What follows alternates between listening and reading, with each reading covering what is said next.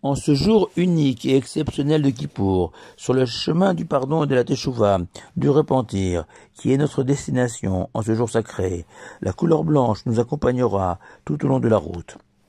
En effet, le Kohen Gadol, le grand prêtre, qui habituellement officie au temple de Jérusalem, habillé de 8 vêtements multicolores, pour le service spécifique de Kippour, le Kohen Gadol revêtait des habits de lin entièrement blancs. De plus, dans nombre de communautés, les hommes sont habillés de blanc le jour de Kippour. Les Ashkenazim notamment enfilent le kittel, cette espèce de tunique blanche qui est aussi le linceul avec lequel on est enterré. Ces habits blancs, le jour de Kippour, nous renvoient aux paroles du prophète Isaïe. « Ô venez, réconcilions-nous, dit l'Éternel.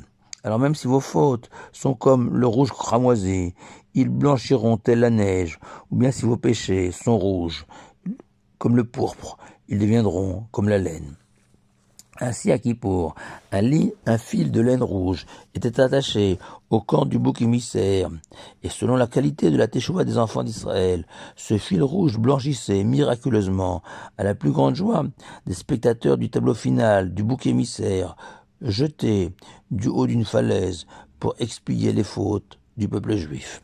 Et je vous propose de comprendre pourquoi la couleur blanche symbolise la Teshuvah. La réponse la plus simple consiste à rappeler que le blanc renvoie à la fête, à la joie, telles les nappes de Shabbat et des fêtes, où ces magnifiques roupotes, ces dénuptiaux dressés en extérieur devant des chaises toutes recouvertes et enveloppées d'un blanc immaculé, qui donnent à la cérémonie du mariage une beauté féerique.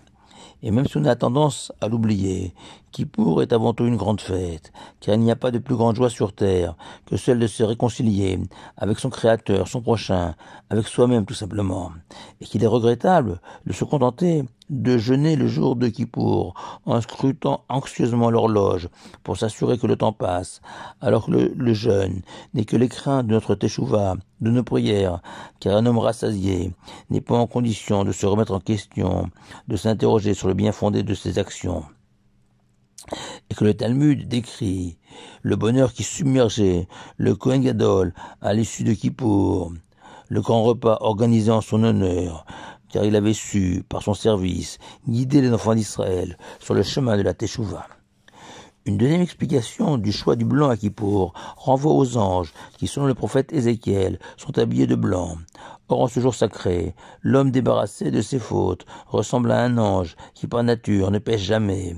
Cette ressemblance avec les anges justifie aussi que le jour de Kippour, nous lisons dans le Shema « Baruch Shem Kivod Malchuto L'Olam Va'ed » béni est son royaume à jamais, à voix haute, contrairement à toute l'année, où cette phrase est récitée à voix basse, car en ce jour où tous les Juifs du monde se réunissent et se retrouvent, le royaume du Tout-Puissant s'étend sur l'ensemble de la terre, sans qu'il soit permis de douter de sa présence parmi nous.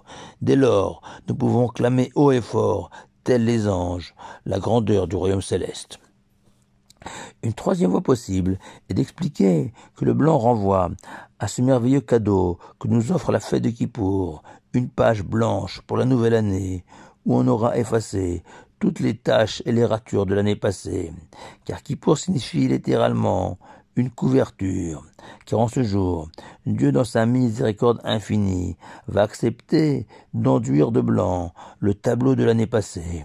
Dans le prolongement de cette explication, le blanc renvoie aussi à la pureté en général, et plus particulièrement à l'homme à Kippour, purifié de toutes ses fautes.